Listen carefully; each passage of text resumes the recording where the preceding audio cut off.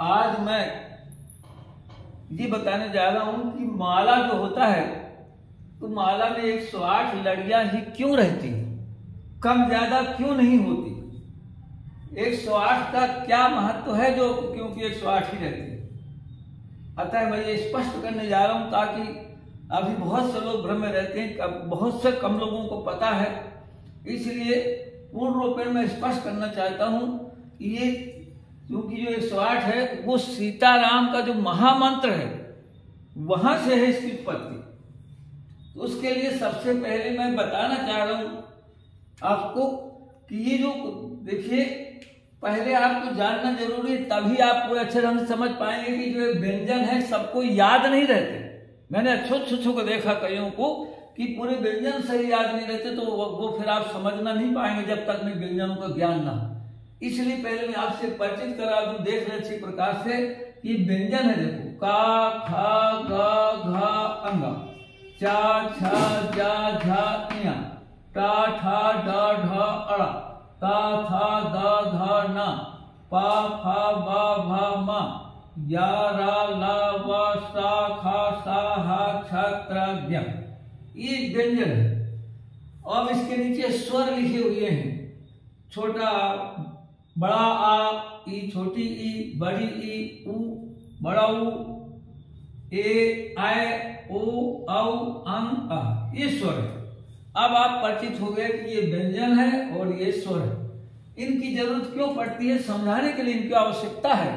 अब आपको मैं गौर करते हैं, अब आप गौर करें, देखिए अंक ज्योतिष जो हमारा बताता है, मैंने भी कम से कम 8 दिन अंक ज्योतिष का बहुत बड़े विद्वानों के यहाँ अध्ययन किया था, और वहां जाकर के जब जो एक समय तो उनके अनुसार जो मैंने निकाला तो उसके अनुसार देखिए सीता। अब यहाँ आप गौर करें कि सीता ने उसके जब अलग अलग विश्लेषण करेंगे, सीता को जो 2 अक्षर हैं इसको मिलाकर के इसमें 4 बन गए। देखिए सा में बड़ी लगी अक्षर बड़ी का स्वर मिला हुआ है, तो उसको अलग कर दिया हमने। तो सा धन बड़ी और धन ता, और ता में बड़ा, तो ता धन बड़ा। अब ये आप समझ गए होंगे, सीता में 2 के 4 बन गए। सा और सा में बड़ी की मात्रा लगी तो धन बड़ी, धन ता और धन बड़ा, क्योंकि ता में आ बड़ा लगा। तो ये 4 अक्षर इस समझ में आपको आ गए होंगे। ऐसा विश्लेषण करना पड़ता है हर जगह, कोई किसी अगर। अब इसके बाद देखिए तो यह हो गया।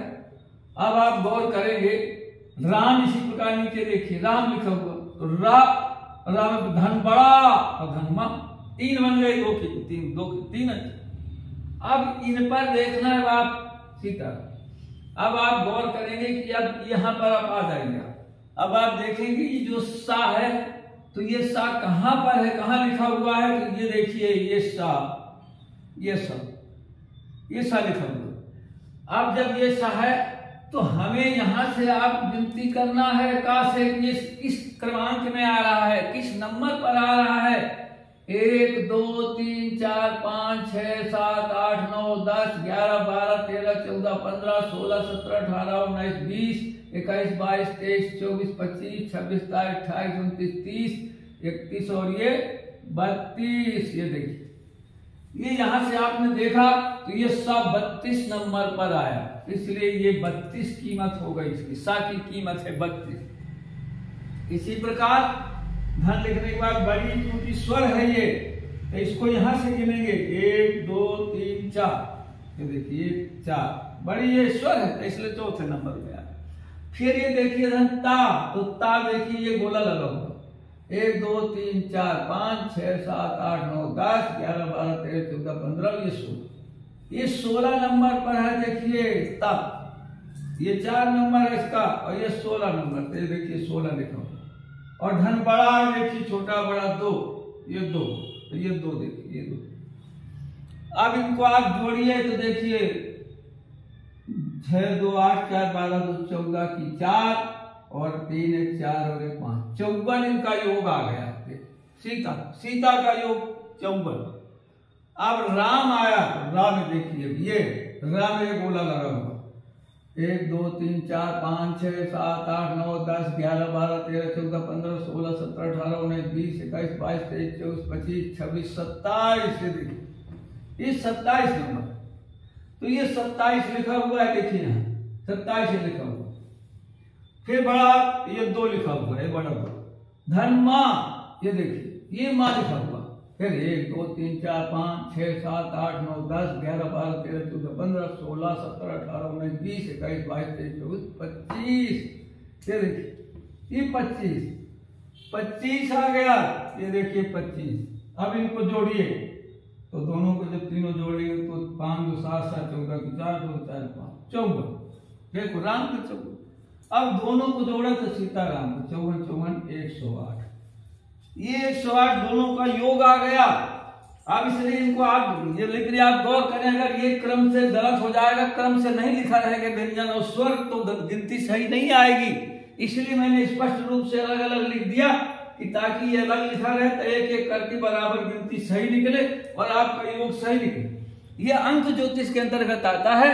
और मैं आपको बता दूं कि इसलिए नाम कर किसी को, अगर आपको नाम की भी अगर आप किसी को कोई को देखना है तो बराबर इसी प्रकार, जैसे कोई भी हम आपको उदाहरण बता रहे, किसी प्रकार छोटा सा मोहन तो तुरंत माँ धन ओ धन हा धन, ये आप उदाहरण बता रहे हो, किसी को भी आप निकाल सकते हैं। तुरंत मोहन का कहीं आपको निकालना कि कितनी गिनती हो जाएगी तो माँ देख लेंगे 25, ये 25।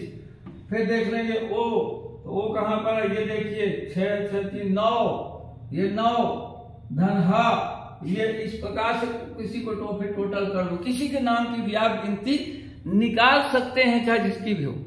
और ज्योतिष के अनुसार फिर उनका भाग्यांक निकाला जा सकता है, बहुत सी चीजें निकाली जाती हैं, ज्योतिषाचार्य लोग इसी प्रकार निकालते हैं। इसलिए हम 108 कैसे माला, इसीलिए माला में 108 लड़ियां क्यों होती है, इसीलिए माला में 108 लड़ियां होती है क्योंकि सीताराम महामंत्र है।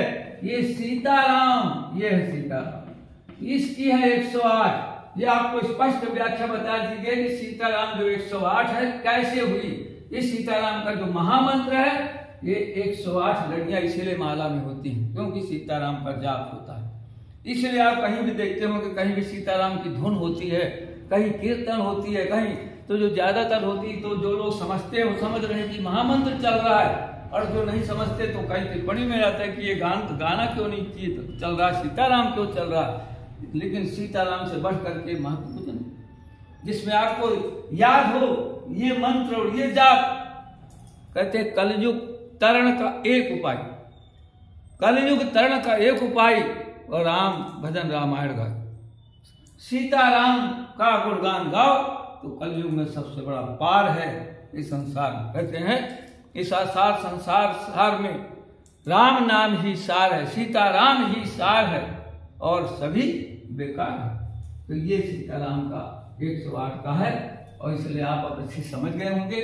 दूसरों को भी बता सकते हैं कि 108 ही माला में लड़ियां क्यों रहती है। बस यही मैं बताना चाहता हूँ।